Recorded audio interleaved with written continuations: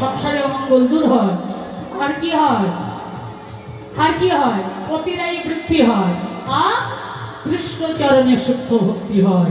যার যেটা চাইবার চেয়ে নেবেন। এইবার আগে বলেছিলাম না ভানু পূজার ছেলে কানু পূজা, হাত তোলেন সবাই মিলে গোবিন্দ চরণে জানান।